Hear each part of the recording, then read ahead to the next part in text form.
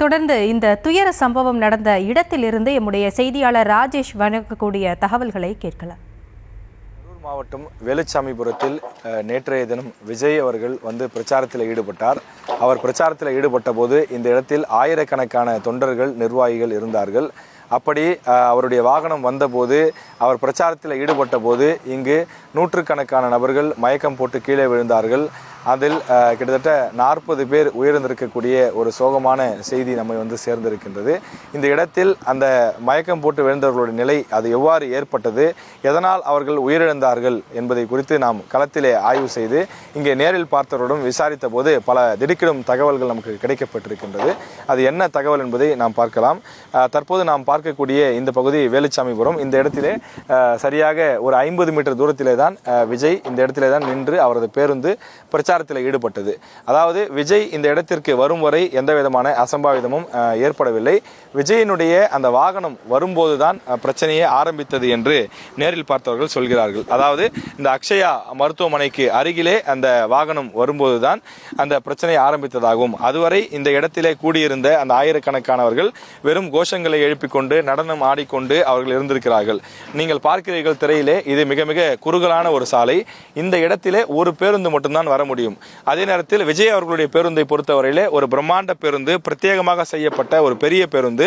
அந்த பேருந்து வரும்போது இந்த இடத்திலே நின்று கொண்டிருந்த அந்த ஆயிரக்கணக்கான மக்கள் எங்கு செல்வது என்று தெரியாமல் தெரித்து ஓடி இருக்கிறார்கள். உதாரணத்துக்கு நீங்கள் கற்பனை செய்து கொள்ளலாம், இந்த இடத்திலே ஒரு 1000 பேர் இருந்தார்கள் என்று வைத்துக் கொண்டால் அந்த இடத்தில் வேகமாக அந்த பேருந்து வருகின்றது. அதாவது அந்த விஜய் அவர்கள் பிரச்சாரம் செய்து அந்த வாகனம் வருகிறது என்றால் இந்த இடத்திலே தான் மக்கள் எல்லாம் நின்று கொண்டிருக்கிறார்கள். இந்த ஒரு இடம் கூட விடாமல் எல்லா இடத்திலும் மக்கள் அங்கங்கே நின்று கொண்டிருக்கிறார்கள்.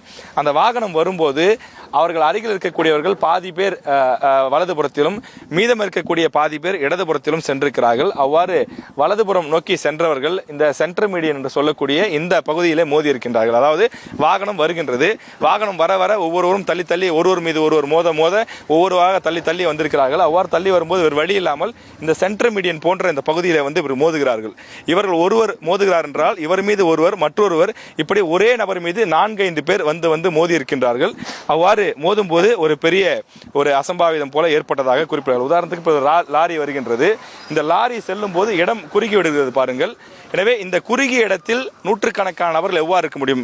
எனவே அவர்கள் குறுகி குறிப்பாக பெண்கள், வயதானவர்கள், குழந்தைகள் வரும்போது இந்த இடத்திலே அதிகம் பேர் நசுங்கி இங்கே கீழே விழுந்திருக்கின்றார்கள். சிலர் மயக்கம் போட்டு கீழே விழுந்திருக்கிறார்கள். இந்த இடத்திலே கூட 2-3 பேர் இறந்து விட்டதாக சொல்கிறார்கள் நேரில் பார்த்தவர்கள். இது ஒரு இடம். அதே போல மற்றொரு இடம் இடதுபுறமாக சிதறி ஓடி இருக்கிறார்கள். அதற்கு முன்னதாக நாம் பார்க்கக்கூடிய இந்த இடம் டிரான்ஸ்ஃபார்மர் இருக்கின்றது. இந்த டிரான்ஸ்ஃபார்மர் கரண்ட் அந்த கம்பிகள் எல்லாம் இருக்கக்கூடிய காரணத்தினாலே மின்சாரம் பட்டு எந்த விதமான அசம்பாவிதமும் ஏற்பட்டுவிடக் கூடாது என்பதற்காக முன்கூட்டியே கரூர் மாவட்டத்தை சார்ந்த நிர்வாகிகள், தமிழக வெற்றி கழகத்தை சார்ந்தவர்கள் தகரங்களை கொண்டு அடித்திருக்கின்றார்கள். அந்த தகரங்கள் இன்னும் தற்போது கூட இருப்பதை பார்க்கலாம். அந்த தகரம் ஒரு கூரை போல அடித்து வைத்திருக்கிறார்கள், யாரும் அந்த கம்பத்தின் மீது ஏறிவிடக் கூடாது என்பதற்காக. ஆனால் விஜய் நெருங்கி வர வர விஜய் எப்படியாவது பார்க்க வேண்டும். ஏனென்றால் விஜய், அதாவது நாம் நிற்கக்கூடிய உயரம் என்பது வெறும் 6 அடி தான் இருக்கும். ஆனால் விஜயினுடைய அந்த வாகனம் என்பது கிட்டத்தட்ட 20 அடி உயரத்திற்கு இருக்கின்றது. அவரை மேலிருந்து பார்த்தால் தான் பார்க்க முடியும் என்பதற்காக இதன் மீது ஏறி நின்றிருக்கிறார்கள். அதாவது அந்த கிட்டத்தட்ட ஒரு குடிசை போல அல்லது தகர கொட்டாய் போல போடப்பட்ட இந்த இடத்திலே தடுப்புக்காக போடப்பட்ட இடம், அதன் மீது ஏறி அங்கிருந்து பல பேர் தடுக்கி கீழே விழுந்திருக்கிறார்கள். அதே போல அந்த பேருந்து வந்த வேகத்தில் நான் முன்பே குறிப்பிட்டது போல வலதுபுறம் சென்றவர்கள் சென்டர் மீடியனில் மோதியிருக்கிறார்கள். இடதுபுறம் வந்தவர்கள் அங்க இருக்கக்கூடிய கழிவுநீர் அந்த கால்வாயிலே விழுந்திருக்கின்றார்கள். எனவே அந்த கழிவுநீர் கால்வாயிலே விழுந்தவர்கள் பல பேர் அங்குதான் மோசமாக அவர்கள் அடிபட்டு உயிரிழந்தார்கள் என்று சொல்கிறார்கள். ஒளிப்பதிவாளர் கருப்பையா உங்களுக்கு காண்பிக்கின்றார் அந்த கால்வாய். அதாவது சாலையிலிருந்து மிக அருகிலே தான் இந்த கழிவுநீர் கால்வாய் இருக்கின்றது. ஒளிப்பதிவாளர் உங்களுக்கு காண்பிப்பார். சாலையிலிருந்து கிட்டத்தட்ட பார்த்தீங்கன்னா வெறும் ஒரு 30 மீட்டர் அல்லது 40 மீட்டர் தூரத்திலே தான் இந்த கழிவுநீர் கால்வாய் இருக்கின்றது. இந்த கால்வாயிலே தான் பல பேர், பெண்கள், குழந்தைகள் எல்லாம் கீழே விழுந்திருக்கிறார்கள். கிட்டத்தட்ட ஒரு 4 அடி ஆழம் இருக்கக்கூடிய இந்த கால்வாய். இந்த கால்வாயிலே பல பேர் விழுந்ததற்கு ஆதாரமாக இன்னும் கூட பெண்களுடைய அந்த செருப்புகள், அதே போல அந்த பெண்கள் அணிந்திருந்த அந்த மேலாடைகள், அதே போல கையில் வைத்திருந்த கட்சியினுடைய கொடிகள், அதே போல பல பேர் அணிந்திருந்த தமிழக வெற்றி கழகத்தினுடைய அந்த சால்வைகள், மஃப்ளர்கள் போன்றவை எல்லாம் இங்கே இன்னும் அந்த சாக்கடை நீரிலே இருக்கக்கூடிய காட்சியை நாம் பார்க்கின்றோம். அதாவது அவர்கள் சொல்லக்கூடிய விஷயம் என்னவென்றால், விஜயனுடைய அந்த வாகனம் வருவதற்கு முன்பு அவர்கள் இங்கே நின்று கொண்டிருக்கிறார்கள், இப்படியே நின்று கொண்டிருக்கிறார்கள்.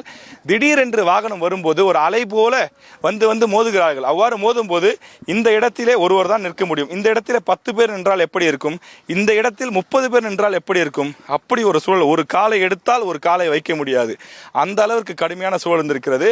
அந்த பேருந்து வரும்போது அலை போல ஒரு பெரும் கூட்டம் வந்து சாய்கும் போது இங்கே நின்றிருந்தவர்கள் இப்படியே வந்திருக்கிறார்கள். வந்து ஒரு கட்டத்தில் காலை மடக்கி கொண்டு அப்படியே சென்று பின்புறத்தில் விழுந்து விட்டதாக சொல்கிறார்கள். அவ்வாறு பின்புறத்தில் விழுந்தவர்கள் மீது, அதாவது ஒரு பேர் சென்று இப்படி விழுந்து விட்டார் என்று சொன்னால் அவர் மீது மேலும் மேலும் 4-5 பேர் 10 பேர் விழுந்திருக்கிறார்கள். இந்த இடத்தில் மட்டும் கிட்டத்தட்ட ஒரு 100 பேர் விழுந்து கிடந்ததாக இந்த இடத்திலே பணியாற்றக்கூடியவர்கள், இந்த இடத்துல நேரிலே பார்த்தவர்கள் சொல்கிறார்கள். இது ஒரு சாக்கடை. இந்த சாக்கடையிலே கிட்டத்தட்ட ஒரு 100 பேர் எழுந்திருக்கிறார்கள். ஒருவர் மீது ஒருவர் மீது ஒருவர் என்று எப்படி மார்க்கெட்டில் மூட்டையை அடுக்கி போடுவார்களோ அது போல மேலும் மேலும் விழுந்திருக்கிறார்கள். விஜயனுடைய அந்த வாகனம் பேசி முடித்து விட்டு இங்கிருந்து புறப்பட்ட பிறகுதான் அவர்களை மீட்டு கொண்டு வந்து அவர்களுக்கு தண்ணீர் தெளித்து அவர்கள் ஆம்புலன்ஸ் வாகனம் வரவழைத்து அவர்களை மருத்துவமனைக்கு அழைத்து செல்லக்கூடிய ஒரு சூழல் இருந்ததாகவும் அவர்கள் வேதனையோடும் கண்ணீரோடும் தெரிவிக்கிறார்கள். அதை கேட்பதற்கே நமக்கு பெரிய அதிர்ச்சியாக இருக்கின்றது. ஏனென்றால் இந்த இடத்தினுடைய தன்மை எப்படி இருக்குன்னு பாருங்கள். அதாவது சில பேர் தாண்ட முடிந்தவர்கள், இளைஞர்களோ அல்லது அந்த உடலில் வலிமை இருந்தவர்களோ தாண்டி குதித்து ஓடி இருக்கிறார்கள். அவ்வாறு தாண்டி குதித்து ஓடியவர்கள் நீங்கள் பார்க்கலாம். இது முள்கம்பி இருக்கின்றது. இந்த முள்கம்பியெல்லாம் எப்படி உடைந்து சிதறி இருக்கின்றது பாருங்கள். இது கழிவுநீர் கால்வாய். கழிவுநீர் கால்வாய் தாண்டிய உடனே இந்த முள்கம்பிகள் இருக்கிறது. இந்த முள்கம்பிகளை எல்லாம் உடைத்து கொண்டு பெருங்கூட்டம் சிதறி ஓடி இருக்கின்றது. அதாவது இந்த இடத்தில் கூட ஏராளமான செருப்புகள் எல்லாம் இருக்கக்கூடிய அந்த காட்சியை நாம் பார்க்கின்றோம். இங்கிருந்த செடி கொடியெல்லாம் முழுவதுமாக நாசமாகி இருக்கின்றது. ஏனென்றால் இந்த இடத்திலே கிட்டத்தட்ட ஒரு 200-300 பேருக்கு மேல் இந்த இடத்துல நின்றிருப்பார்கள் என்று நாம் இந்த இடத்தை பார்க்கும் போதே தெரிகின்றது. கிட்டத்தட்ட 3 இடங்களில் இது போன்று மயக்கம் போட்டு விழுந்தும் மேலிருந்து தவறி விழுந்தவர்களுமாக தவறி இந்த இடத்துங்களில் விழுந்திருக்கிறார்கள். அது மட்டும் இல்லாமல் இன்னும் சில இடங்களும் அதே போல இந்த பகுதியில் இருக்கின்றது. இந்த பகுதியை பொறுத்தவரையில் தற்போது அந்த விஜயனுடைய பேனர்கள் போன்றவையெல்லாம் அமைக்கப்பட்டிருந்த இடம், அதனுடைய அந்த கட்டவுட்டர்களை பிரித்து கொண்டு தற்போது சாரங்களை இங்கிருந்து எடுத்து செல்லக்கூடிய அந்த பணிகளில் அவர்கள் ஈடுபட்டு கொண்டிருக்கிறார்கள். மற்றொரு இடம் என்று சொன்னால் அது பூவரச மரம். அந்த பூவரச மரத்தினுடைய அந்த கிளை ஒடிந்து கீழே விழுந்திருக்கின்றது. அதாவது விஜய் வரும்போது பார்ப்பதற்காக, குறிப்பாக அருகில் நின்று பார்க்க வேண்டும் என்பதற்காக மரத்தின் மீதெல்லாம் ஏறி இருக்கின்றார்கள். அவ்வாறு அருகில் இருக்கக்கூடிய பூவரச மரத்தின் மீது ஏறிய போது அந்த கிளை முறிந்து விழுந்ததிலே பல பேர் காயமடைந்திருக்கிறார்கள். மரத்துக்கு கீழே இருந்தவர்கள் மீதும் விழுந்த காரணத்தினாலே அவர்கள் மயக்கம் போட்டு விழக்கூடிய அந்த நிலையும் ஏற்பட்டிருக்கின்றது. இந்த இடமே எப்படி போர்க்களம் போல ஒரு காட்சி அளிக்கக்கூடிய விஷயத்தை பார்க்க முடிகின்றது. ஏராளமான காலணிகள் இங்கே சிதறி போய் கிடக்கிறது. இந்த காலனியிலேயே நமக்கு தெரிகின்றது பல பேர் வந்திருக்கிறார்கள். ஆண்கள், பெண்கள் என பலரும் வந்திருக்கிறார்கள். பெண்களுடைய செருப்புகள் இந்த இடத்துல இருப்பதை பார்க்க முடிகின்றது. பல பெண்களுடைய செருப்புகள் இருக்கின்றது, குழந்தைகளுடைய செருப்புகள் இருக்கின்றது. நாம் பார்க்கிறோம் கிட்டத்தட்ட 3 அல்லது 4 வயது மதிக்கத்தக்க குழந்தையினுடைய செருப்பு இது.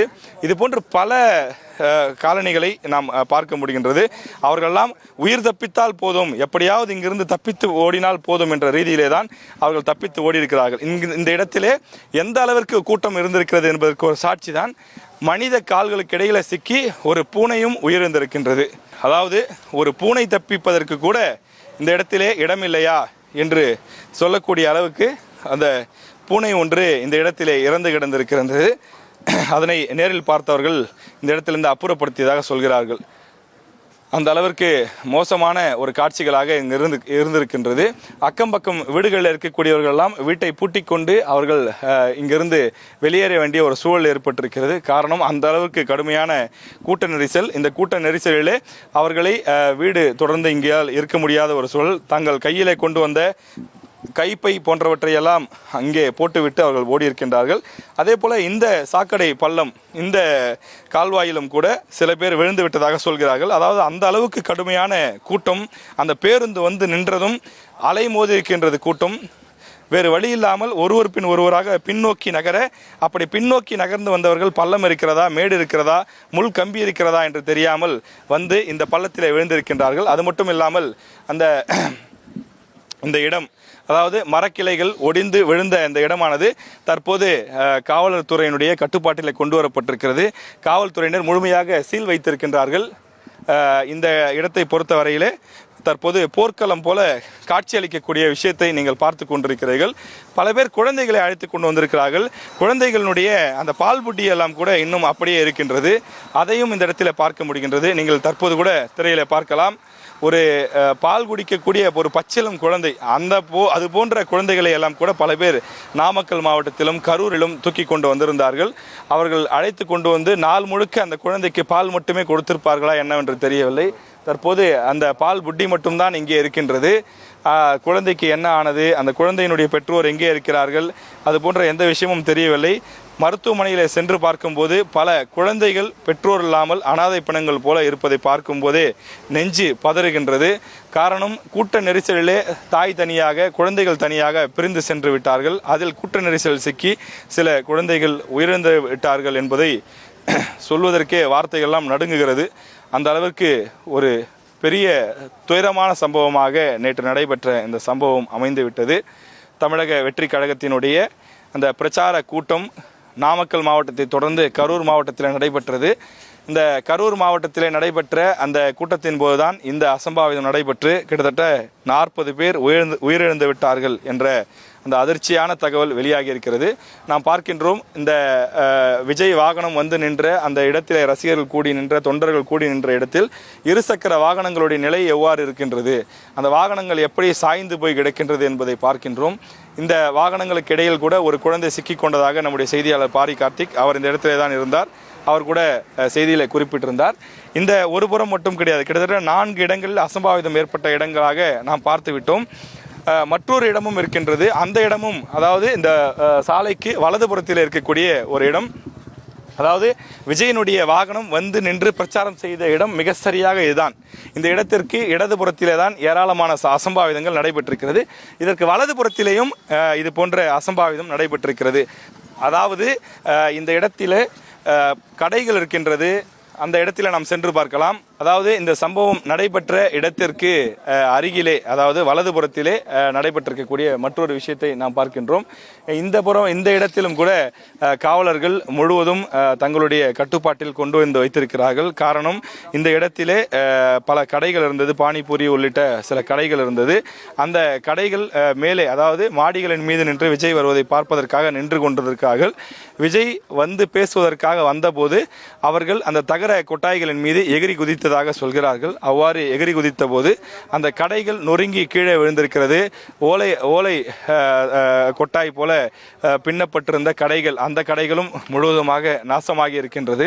இங்கிருந்த சுமார் 5-6 கடைகள் நாசமாகி இருக்கின்றது. தற்போது காவலர்கள் இந்த இடத்திலே பாதுகாப்புக்காக நிறுத்தப்பட்டிருக்கிறார்கள். இதுதான் அந்த சம்பவம் நடைபெற்ற இடம் என்பதனாலே இந்த இடத்தில் மற்றவர்கள் உள்ளே நுழைந்து விடக்கூடாது, இதனுடைய தடயங்கள் மறையக்கூடாது. காரணம், ஒரு நபர் ஆணையம் விசாரணைக்காக போடப்பட்டிருக்கிறது. அதே போல காவல்துறை உயர் அதிகாரிகள் விசாரணைக்காக வர இருக்கின்றார்கள். தொடர்ந்து அமைச்சர்களும் இந்த இடத்திலே வந்து பார்வையிட இருக்கின்றார்கள். இந்த சம்பவம் எப்படி நடைபெற்றது, ஏன் நடைபெற்றது, இதற்கு பின்னால் என்னென்ன விஷயங்கள் இருக்கின்றது என்பது குறித்தெல்லாம் ஆய்வு நடத்தப்பட இருக்கின்றது.